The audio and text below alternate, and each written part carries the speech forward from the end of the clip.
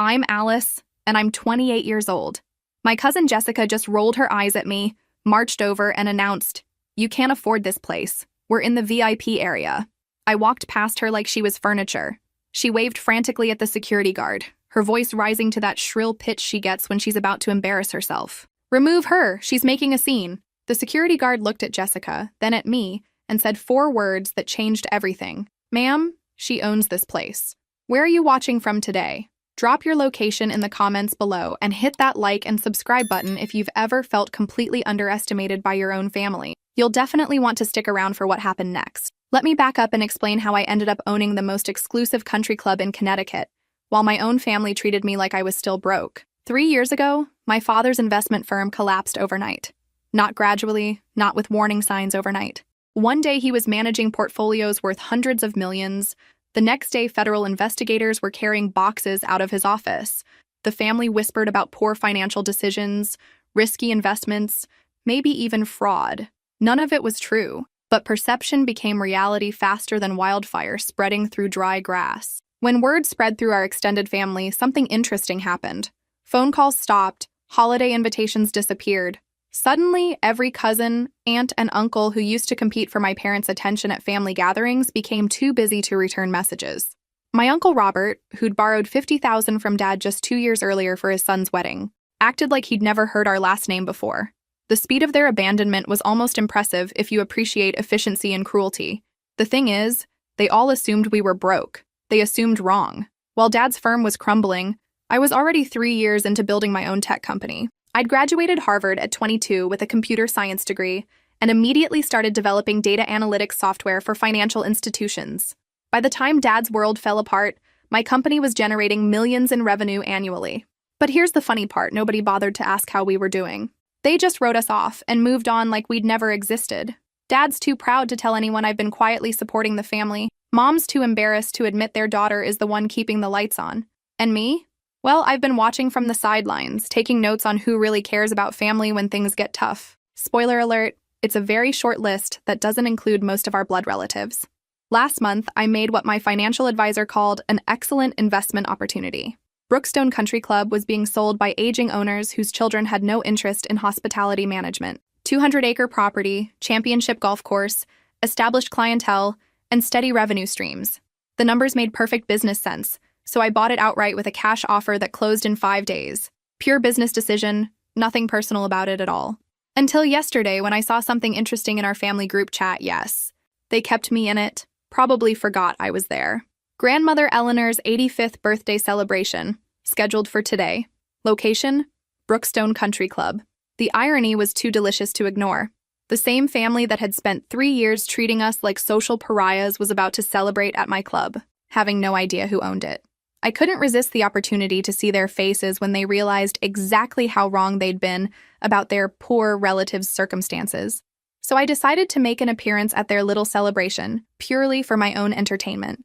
Sometimes the universe hands you gift-wrapped opportunities for justice, and it would be rude not to accept them gracefully. The country club's main dining room was exactly as pretentious as I remembered from childhood visits.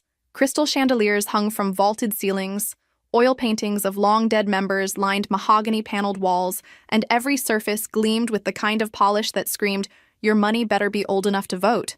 I'd always thought this place was ridiculous growing up. Now I owned it, which meant I could appreciate the ridiculousness from a position of power rather than teenage resentment. I spotted our family immediately. They'd claimed the largest table on the terrace, overlooking the 18th hole where men in pastel polo shirts pretended golf was more important than the business deals they were actually discussing between swings. Grandmother Eleanor sat at the head like a queen holding court, my Aunt Margaret fussing over her champagne glass with the dedication of a sommelier, Uncle Robert gesturing dramatically while telling some story that had everyone laughing with the forced enthusiasm of people determined to have a good time. They looked happy, relaxed, unburdened by the presence of their financially ruined relatives. The absence of guilt on their faces was almost artistic in its completeness.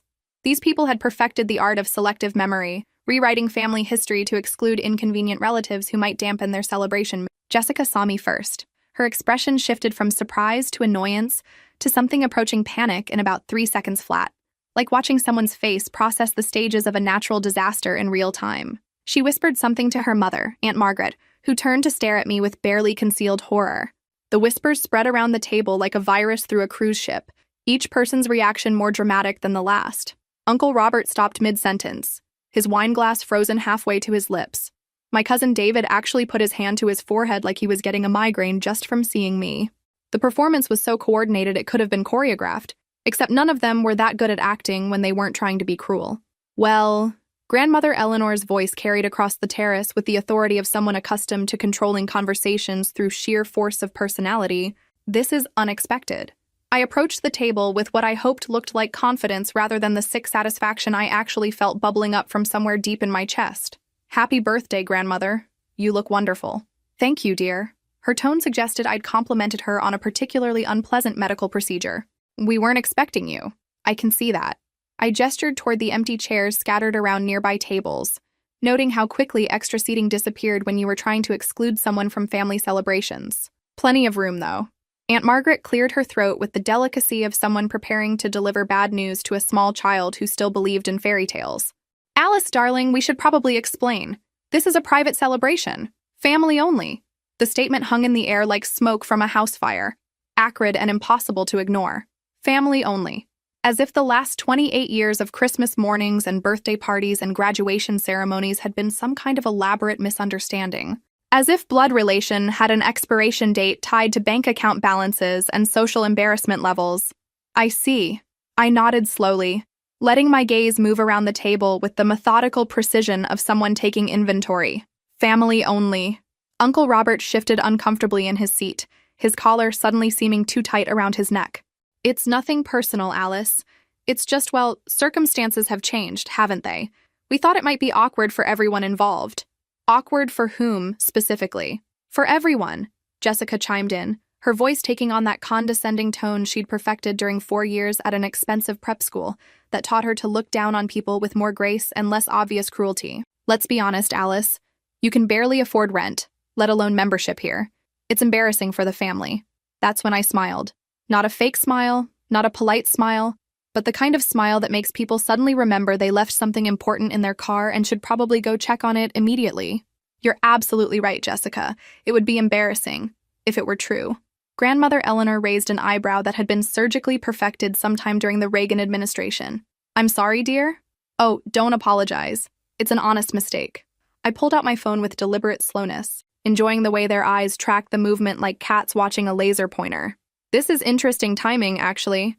I just closed on a new property this week. The silence that followed was so complete, I could hear the sprinkler system cycling on the golf course in the distance. You know that moment in movies where the record scratches and everyone freezes? This was exactly like that, except with more expensive jewelry and deeper tans from winter vacations, in places that required private jets to reach. What kind of property? David asked, though his tone suggested he wasn't entirely sure he wanted to know the answer. Oh, just a little place with good bones. 200 acres, championship golf course, clubhouse with fascinating history dating back to the 1920s. I paused for effect, watching their faces with the careful attention of a scientist observing a particularly interesting chemical reaction. You might know it. Brookstone Country Club. Jessica's champagne glass froze halfway to her lips like she'd been turned to stone mid-sip. Uncle Robert's mouth opened and closed like a fish gasping for air on a dock. Even Grandmother Eleanor, who'd maintained her composure through everything from stock market crashes to family scandals, looked genuinely stunned for the first time in my memory. That's impossible, Jessica whispered, her voice barely audible above the afternoon breeze rustling through the carefully manicured landscaping. Is it? I tucked my phone back into my purse with deliberate casualness. The previous owners were eager to sell to the right buyer. The color drained from multiple faces so fast I thought someone might need medical attention. This was better than I'd imagined, and I'd imagined it would be pretty spectacular. The mathematical impossibility of their assumptions crashing against the reality of my success was creating a kind of cognitive dissonance that was almost physically painful to watch. Alice, Uncle Robert found his voice first, though it came out several octaves higher than usual and slightly strangled. We had no idea about your success. Of course you didn't. I kept my tone light, conversational, like we were discussing the weather instead of their complete miscalculation of my financial situation over the past 3 years. You never asked. 3 years of radio silence tends to limit communication opportunities. Now wait just a minute. Aunt Margaret set down her glass with enough force to slosh champagne onto the pristine white tablecloth, creating a spreading stain that seemed symbolically appropriate. We've been giving you space to figure things out after James's difficulties. We didn't want to intrude during such a challenging time. How thoughtful of you. The sarcasm practically dripped from my voice like honey from a broken jar. Sweet but impossible to ignore. I'm sure it had nothing to do with Dad's firm collapsing or your assumption that we'd become financial liabilities who might embarrass you at social functions. Grandmother Eleanor leaned forward slightly, her diamond necklace catching the afternoon light in tiny rainbows that somehow made the moment even more surreal. Alice, dear, you're being dramatic. Family sometimes goes through periods of necessary distance. Distance? I repeated the word like I was tasting something unpleasant. Is that what we're calling 3 years of complete exclusion from family events? Because I have a different word for it. The tension at the table was thick enough to cut with a knife. My cousins exchanged nervous glances like kids caught cheating on a test. Their parents looked like they were calculating how quickly they could exit this conversation with their dignity intact. Spoiler alert. That ship had already sailed, hit an iceberg, and was currently sinking to the bottom of the social ocean. David, who'd been silent up until now, tried a different approach with the diplomacy of someone who'd spent years mediating family disputes. Look, Alice, if there's been some misunderstanding about our intentions— Oh, there's been no misunderstanding. I gestured toward the table like a game show host, revealing a particularly disappointing prize. You made it crystal clear where I stand in this family hierarchy. Today just confirmed it with mathematical precision. Jessica's shock was morphing into anger, her face flushing that particular shade of red that happened when she realized she wasn't going to get her way. You can't seriously expect us to believe you own this entire place. Last we heard, you were working at some tech startup, living in a studio apartment. Last you heard was 3 years ago, Jessica. Things change when you're not paying attention. I smiled again. The same smile that had made her squirm since we were children fighting over who got the bigger slice of birthday cake. Some of us adapt and grow. Others just make assumptions and hope for the best. Have you ever experienced someone completely underestimating your potential? Share your stories in the comments below. I'd love to hear how you proved them wrong. The security guard, a tall, distinguished man named Thomas, who'd been working here longer than some members had been breathing, appeared at my elbow with the kind of professional deference that money could buy and respect had to earn. Miss Alice, good afternoon. Is everything satisfactory with your guests today? The word guests landed like a small bomb on the table, sending shockwaves through the carefully constructed social dynamics they'd assumed were still in play, because that's what they were now, my guests, in my club, where they'd assumed I couldn't afford to set foot without embarrassing myself and them by association. Actually, Thomas, I think there might be some confusion about the seating arrangements and service expectations. Of course, Miss Alice. Shall I have the staff prepare additional seating for your party? That won't be necessary. I kept my voice pleasant while watching my family's faces register the implications, like dominoes falling in slow motion. But perhaps you could explain the club's current ownership situation to my relatives. I think there may be some outdated information circulating. Thomas turned to address the table with the kind of polished courtesy that came from years of dealing with entitled rich people who thought their money made them better than the staff serving them. Certainly. Brookstone Country Club is currently under new ownership as of last month. All previous memberships have been suspended pending review and reapplication through the new management structure. Uncle Robert's face went from pale to gray to something approaching green. Suspended all memberships? Yes, sir. Letters were sent to all former members explaining the transition process and application requirements for renewed membership. The new ownership is committed to maintaining Brookstone's exclusive standards while ensuring all members align with the club's evolved values and expectations. Aunt Margaret's voice climbed an octave and gained a note of hysteria. Applications? We've been members here for 20 years. Our children learned to swim in that pool. Yes, ma'am. The new owner is evaluating all applications based on character, community standing, and demonstration of the values that Brookstone wishes to represent going forward. Thomas delivered this with such professional neutrality that I wanted to give him a raise on the spot. Jessica grabbed her mother's arm like she was drowning, and Aunt Margaret was a life preserver. Mom, what does this mean for today? For our celebration? It means, I said before Thomas could respond, my voice carrying clearly across the terrace, that you're here as my personal guest today. Whether you stay for the full celebration depends entirely on how well you can conduct yourselves appropriately. The power dynamic had shifted so completely that you could practically hear their worldview cracking like ice in spring. 3 years of treating us like social pariahs, 3 years of exclusion and whispered conversations about our financial ruin, 3 years of assumptions about our place in the family hierarchy, all of it crumbling in real time as they realized who actually held the power now.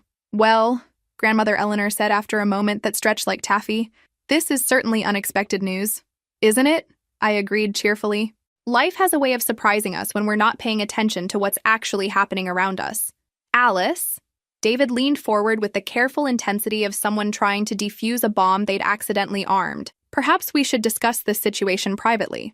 Family matters should be handled within the family. Should they? I tilted my head like I was considering this fascinating new concept. Because for the past 3 years, I haven't felt particularly included in family matters. Today seems like an excellent opportunity to change that dynamic. Thomas cleared his throat diplomatically. Miss Alice, shall I inform the kitchen that you'll be staying for the birthday celebration lunch service? This was the moment I'd been building toward. The perfect setup for the perfect exit. I looked around the table one more time, taking in the mixture of embarrassment, calculation, and dawning realization that their behavior of the past 3 years was about to have very specific and very expensive consequences. Actually, Thomas, I just stopped by to wish Grandmother Eleanor a happy birthday and say hello to everyone. I have other business appointments this afternoon that require my attention. Of course, Miss Alice. Shall I escort you to your car? That won't be necessary, but thank you. I picked up my purse and stood gracefully, smoothing my dress with the kind of casual elegance that money could buy, but breeding had to teach. Please, everyone, don't let my visit interrupt your celebration. Stay as long as you'd like and enjoy yourselves. I started to walk away, then paused as if remembering something important. The kind of pause that made everyone lean forward slightly, waiting for the other shoe to drop. Oh, and Thomas, please make sure my family receives the full premium service experience today. Individual billing for all orders, of course I want them to understand exactly what they're receiving. Thomas nodded with the gravity of someone receiving military orders. Understood, Miss Alice. Individual premium billing, with payment required before departure. Should there be any questions about the charges, what would you like me to tell them? Tell them they're receiving exactly what they ordered, nothing more, nothing less. If there are any concerns about the pricing, they're welcome to contact me directly. And if they're unable to reach you, then they'll need to resolve the situation themselves like adults. I turned back to the table with a smile that could have powered a small city. Enjoy your lunch, everyone. And happy birthday again, Grandmother. I do hope this celebration is everything you deserve. The silence that followed my departure was so complete I could hear my own heartbeat as I walked through the clubhouse. Behind me, I knew 8 people were sitting in stunned silence, trying to process what had just happened and what was about to happen when they realized the full implications of individual premium billing at one of the most expensive restaurants in Connecticut. Thomas followed me discreetly to the main desk, where I handed him a business card with very specific instructions written on the back. Everything they order gets the full premium treatment. If they try to claim family rates or house accounts, remind them that all previous arrangements have been canceled. If they refuse to pay, we follow standard club policy for billing disputes. He finished with a smile that suggested he was going to enjoy the next few hours immensely. Exactly. And Thomas? I'll be monitoring the security system remotely. Make sure they know that. I drove exactly 2 blocks away and parked at the coffee shop across from the club's main entrance, where I had a perfect view of both the terrace and the parking lot. More importantly, I had access to something even better, the club's upgraded security system, which I could monitor from my phone thanks to the comprehensive technological improvements I'd installed as the new owner. Pulling up the camera feed, I watched my relatives huddle together like conspirators plotting a coup. The audio was crystal clear through the new microphone system. "This is a disaster," Aunt Margaret was saying, her voice pitched high with panic. "Do you have any idea what this means for our social standing? It means Alice has been playing us for fools," Jessica snapped, her anger overriding her shock. "How long has she been rich? How long has she been laughing at us behind our backs?" "The question," Grandmother Eleanor said with her usual authority, "is what we do now to repair this situation. We fix this," Uncle Robert declared with the confidence of someone who'd never encountered a problem money couldn't solve. "We're family. This is just a misunderstanding that got out of hand because of poor communication." "Is it?" A familiar voice cut through their conversation like a knife through butter. I adjusted the camera angle and saw my parents approaching the table, both dressed in the kind of casual elegance that money could buy and confidence had to earn. Dad looked exactly like what he was, a successful businessman enjoying his semi-retirement. Mom practically glowed with the satisfaction of someone who knew her daughter had just purchased the club where people were currently panicking about her financial success. "James, Patricia!" Grandmother Eleanor's voice was unnaturally bright, like someone commenting on the weather during a tornado. "We were just discussing Alice's wonderful news about her business success." "Were you?" my mother asked with the kind of neutral tone that could freeze champagne mid-pour. What followed was the most entertaining conversation I'd ever witnessed through a security camera. My parents, armed with the knowledge of what had just transpired, faced down 3 years of family rejection with the kind of calm dignity that made their relatives squirm in their chairs like children caught lying about broken vases. "We should celebrate!" David suddenly announced, his voice too loud and too enthusiastic, like someone trying to convince themselves they were having fun. "This is incredible news. Our Alice, owning Brookstone." "Our Alice?" my father repeated quietly, and the two words carried more weight than a full speech. But what happened next exceeded even my wildest expectations, because instead of showing appropriate shame or attempting to leave gracefully, my family decided to double down on their newfound enthusiasm for my success. "You know what?" Jessica said, her voice gaining confidence as she spoke to the waiter who'd approached their table. "We'll have champagne, the Dom Pérignon. This is a celebration." I nearly choked on my coffee. After 3 years of pretending I didn't exist, they were now planning to celebrate my success. The audacity was breathtaking. "Absolutely!" Uncle Robert was nodding enthusiastically. "Our family just acquired this magnificent property. Alice is our niece."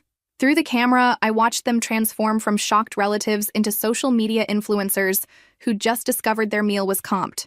They were practically preening, completely missing the irony that they were celebrating the success of someone they'd ignored for 3 years. "We'll need additional seating," Aunt Margaret added regally. "Some of our friends will want to join us once they hear this exciting family news." I watched in fascination as they began making phone calls, inviting friends to witness their association with the new owner of Brookstone Country Club. The revisionist history happening in real time was worthy of academic study. Within 30 minutes, the table had grown from 8 people to nearly 15 as friends and acquaintances arrived to bask in the reflected glory of knowing the family that owns Brookstone. The irony was so thick you could serve it with a spoon, but they were too intoxicated by their newfound social status to taste it. Through the security feed, I watched Jessica holding court like a queen, describing how she'd always known Alice was destined for greatness to anyone who would listen. The woman who'd just tried to have me removed from the premises was now claiming credit for recognizing my potential. "We've been so proud of her journey," Uncle Robert told a rapt audience of country club social climbers. "Even during the challenging times with James's firm, we knew Alice would land on her feet and soar even higher." The revisionist history was stunning. These people could have taught masterclasses in rewriting reality to suit their current needs. I watched them order round after round of premium champagne, elaborate appetizer platters, and the kind of expensive delicacies that would have impressed a Roman emperor. "Our family has always been close," Aunt Margaret was explaining to someone's wife who looked appropriately impressed. "We support each other through everything. That's what real family does." I had to pause the video and take a moment to appreciate the sheer artistry of their self-deception. The same people who'd spent 3 years avoiding us like we carried a social disease were now lecturing others about family loyalty and support. My parents, I noticed, had taken seats at the far end of the table and were watching this performance with expressions of fascinated horror. Mom caught Dad's eye and shook her head slightly, her meaning clear. These people had learned absolutely nothing from the confrontation. The Dom Pérignon arrived multiple bottles of it, along with the premium sushi platter, oysters flown in from both coasts, and various delicacies that cost more per ounce than most people spent on entire meals. Each addition to their celebration was being itemized separately on individual bills that were growing larger by the minute. "To family loyalty and Alice's incredible success." Jessica raised her glass in a toast that made my stomach turn with its irony. Family loyalty. From the people who'd ghosted us for 3 years. But the real entertainment was yet to come, because around hour 2 of their impromptu celebration, Thomas appeared at their table with a leather folder and the kind of serious expression that meant business was about to be discussed. "Excuse me," Thomas said with perfect politeness, "but I need to discuss the billing arrangements for this afternoon's service." The conversation around the table died instantly, like someone had hit a mute button on their celebration. Jessica looked up from her 4th glass of champagne with the slightly glassy expression of someone who'd been drinking expensive alcohol on an empty stomach and an inflated ego. "Billing arrangements?" she repeated, as if the words were in a foreign language she didn't quite understand. "Yes, ma'am. As Miss Alice mentioned, all charges today will be itemized individually. The kitchen asked me to verify whether you'd like to continue with the current level of service or make any adjustments to your orders." The reality check was immediate and brutal. Uncle Robert, who'd been gesturing expansively while telling stories about our close family bond, suddenly looked like he'd been slapped with a frozen fish. "Individual billing?" Uncle Robert's voice cracked slightly on the words. "There must be some mistake. We're Alice's family. Surely there's a family rate or house account arrangement. Thomas maintained his professional composure with the skill of someone who'd delivered expensive news to entitled customers countless times before. I'm afraid all previous arrangements have been canceled pending the membership review process, sir. Miss Alice was very specific about today's billing structure. But we're celebrating her success, Aunt Margaret protested, her voice taking on that entitled tone that suggested she'd never been told no by service staff in her entire privileged life. This is a family celebration. Indeed, ma'am. Miss Alice wanted to ensure her family received the finest possible service today. Thomas consulted his tablet with theatrical precision. Currently, the party has ordered 4 bottles of Dom Pérignon at $350 each, 2 bottles of Opus 1 at $500 each, the premium sushi selection at $400, various imported appetizers totaling $800, an exclusive terrace service for groups over 10 people at $200 per hour. The silence that followed was so profound, I could hear the golf course sprinklers cycling through the security feed. I watched faces around the table as the mathematical reality penetrated their champagne-induced euphoria. Nearly $5,000, and they'd only been celebrating for 2 hours. That seems excessive, Grandmother Eleanor said carefully, her voice carrying the tone of someone who'd just discovered her house was built on quicksand. These are our standard premium rates, ma'am. Miss Alice specifically requested that her family receive our finest service and products. Thomas delivered this with such professional neutrality that I wanted to promote him immediately. This is outrageous, Jessica declared, her celebration mood evaporating faster than champagne bubbles in an open bottle. We shouldn't have to pay these ridiculous prices. We're family. I understand your concern, ma'am. Would you like me to contact Miss Alice to discuss the billing arrangement? Yes, Uncle Robert said desperately. Call her immediately. I watched Thomas pull out his phone with theatrical precision, dial a number, wait exactly 10 seconds, then hang up with an expression of professional regret.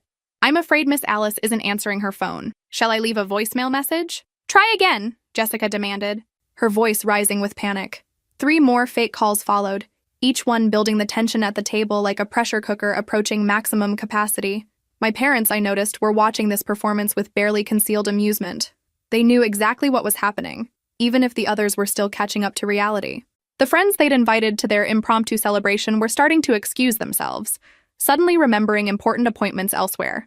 Nothing cleared a party faster than the possibility of being asked to split a $5,000 bill that nobody had seen coming.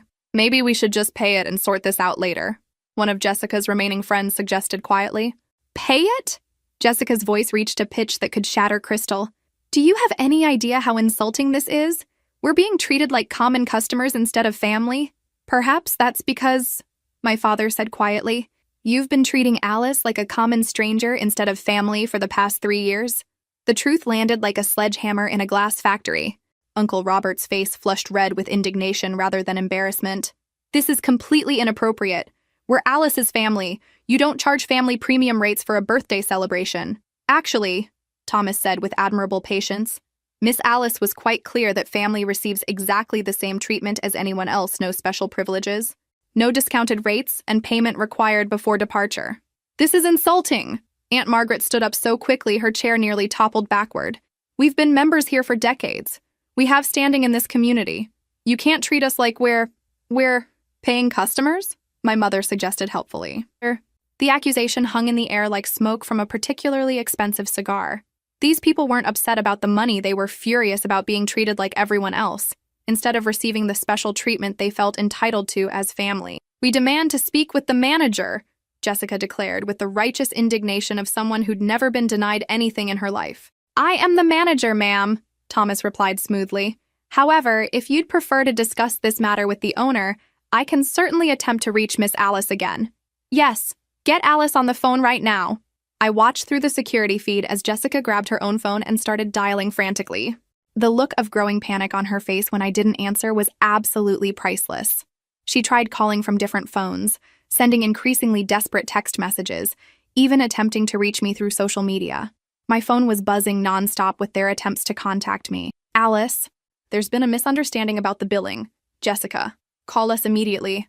Uncle Robert, this is your grandmother. We need to speak now. Eleanor, please answer your phone. David.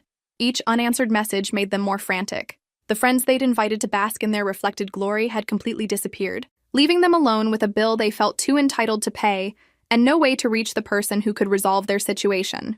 This is absolutely unacceptable, Uncle Robert declared, pacing beside the table like a caged animal.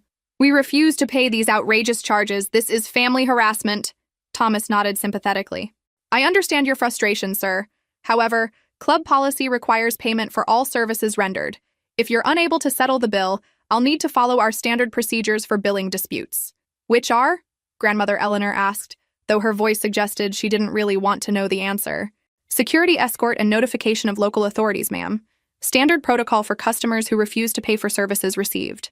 The shock on their faces was absolutely perfect. These people had spent their entire lives being catered to, having rules bent for them, receiving special treatment because of their money and social standing. The idea that they might actually face consequences for refusing to pay a bill was completely foreign to their experience. You wouldn't dare, Jessica whispered. Ma'am, I'm simply following the policies established by the owner. Miss Alice was very specific about equal treatment for all customers, including family members. That's when Aunt Margaret played what she thought was her trump card. Fine, we'll pay the ridiculous bill, but Alice will hear about this. Our lawyers will be in touch about this harassment and extortion. Of course, ma'am. I'll make sure to document your threats of legal action in today's incident report. The casual way Thomas mentioned an incident report sent another wave of panic through the group. Legal threats were one thing, but having their behavior officially documented at their own social club was quite another. What happened next was even better than I'd imagined. Instead of quietly paying the bill and leaving with whatever dignity they could salvage, they decided to make a scene that would be remembered in Brookstone's history for years to come. This is discrimination! Uncle Robert shouted, his voice carrying across the terrace and drawing stares from other diners. We're being targeted because of our family relationship with the owner. Sir, please lower your voice, Thomas requested politely. You're disturbing other guests. We'll disturb whoever we want. This is our club. Actually, sir, this is Miss Alice's club. You're currently guests here, and guests are expected to conduct themselves appropriately. The correction was delivered so smoothly that it took a moment for the implications to sink in. They weren't members anymore. They weren't even customers. They were guests whose welcome was rapidly expiring. Grandmother Eleanor, recognizing the social disaster unfolding around her, finally stood up with the dignity that had carried her through decades of high society drama.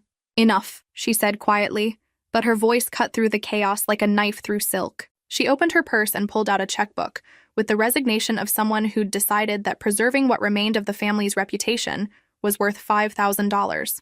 I'll pay the bill, she announced, her voice carrying clearly across the terrace where other diners were now openly staring at the spectacle.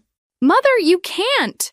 Jessica protested. It's the principle of the thing. The principle, Grandmother Eleanor said as she wrote the check with swift, angry strokes, is that we created this situation through our own poor judgment, and now we're going to face the consequences like adults instead of spoiled children. She handed the check to Thomas with the kind of cold dignity that made everyone else at the table look like amateurs at the game of social warfare. There's your payment in full. I trust this settles the matter? Yes, ma'am. Thank you for your prompt attention to this matter. As my family prepared to leave, subdued, embarrassed, and several $1,000s poorer, Grandmother Eleanor did something unexpected. She stopped at the edge of the terrace and looked directly at the security camera she somehow knew I was watching through. Alice, she said clearly, her voice carrying across the terrace with the authority of someone who'd never been ignored in her life. You made your point. We behaved badly, and we deserved this lesson. When you're ready to have an adult conversation about rebuilding our relationship, I'll be waiting. She walked away without expecting an answer, leaving behind a family that would never quite recover from the afternoon they learned that money couldn't buy their way out of consequences for treating people badly. But she wasn't finished. As they reached the parking lot, I watched through the external cameras as she turned to address the remaining family members who were still grumbling about the injustice of being charged for what they'd consumed. Let me be absolutely clear, she said, in a voice that could freeze champagne mid-pour. Alice owned this club. We came here uninvited and excluded her from a family celebration. She could have had us removed immediately. Instead, she let us stay and learn exactly how it feels to be treated the way we've been treating her family for 3 years. If you can't see the justice in that, then you've learned nothing from this experience. The parking lot confrontation continued for another 10 minutes, with various family members arguing about who was to blame and what they should do next. Through it all, Grandmother Eleanor maintained her dignity while making it clear that she, at least, understood exactly what had transpired and why. 3 hours later, I sat on my parents' porch, sharing the most honest family conversation we'd had in years. The late afternoon sun was casting long shadows across their garden, and the silence was comfortable rather than strained for the first time since Dad's business had collapsed. "So," Dad said, grinning over his coffee cup, "how does it feel to own the place where you just delivered the most expensive lesson in consequences our family has ever received?" "Profitable," I replied, and we all laughed with the kind of genuine amusement that comes from watching justice served with perfect precision and professional catering. "Your grandmother called," Mom said gently. "She wants to have lunch, just the two of you." I considered this information while watching a cardinal build its nest in the oak tree that had shaded my childhood reading sessions. Grandmother Eleanor had been the only one to truly understand what had happened today, the only one to take responsibility instead of making excuses or threatening lawsuits. "Did she mention where she wanted to meet?" "Brookstone Country Club," Mom smiled. "She said she'd like to see what you've done with the place, and she wants to submit a membership application." "A membership application?" "She said she wants to go through the same process as everyone else. No special treatment. No family privileges. She wants to earn her place based on character and community standing." The gesture was more meaningful than any apology could have been. Grandmother Eleanor understood that respect had to be earned rather than assumed, and she was willing to prove that she'd learned from the afternoon's expensive lesson. My phone had finally stopped buzzing with desperate messages from various family members. I'd read them all, the angry threats, the manipulative guilt trips, the bargaining attempts, and eventually, the genuine apologies from the few who'd actually understood what had transpired. Uncle Robert's message was typical. "This was a gross overreaction. Family doesn't treat family this way." Jessica's was predictably self-centered. "I can't believe you humiliated us in public like that. My friends will never let me live this down." But David's message was different. "I understand why you did what you did. We had it coming. When you're ready to talk, I'd like to hear about your business. I think I owe you about 3 years' worth of congratulations." And then there was Aunt Margaret's message, which had arrived just an hour ago. "Your grandmother made us understand some things we should have realized years ago. We were wrong about everything. Would you consider letting us try again?" I wasn't ready to answer most of them. Some bridges could be rebuilt, but others had been burned too thoroughly to salvage. Time would tell which was which. "The interesting thing about today," I said to my parents, "is that it wasn't really about the money or the club or even the humiliation. It was about respect. For 3 years, they assumed they could write us off and pick up the relationship whenever it became convenient for them again. And now?" Dad asked. "Now they know that relationships don't work that way.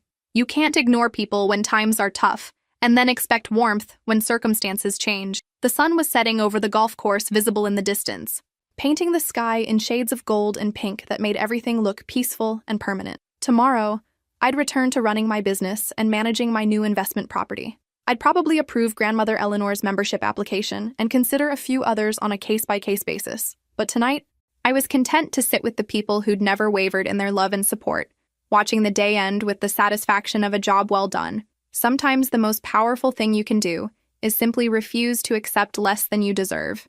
Whether it's in business, relationships, or family dynamics, knowing your worth and insisting others respect it isn't arrogance, it's survival. My phone buzzed with one final message of the day, this one from Thomas. "Miss Alice, I wanted to let you know that today's events have become quite the topic of conversation among the staff. The team is honored to work for someone who values fairness and consequences over family politics. We're looking forward to building something special here. If this story resonated with you, make sure to like and subscribe for more tales of standing up for yourself and choosing the family that actually deserves your loyalty.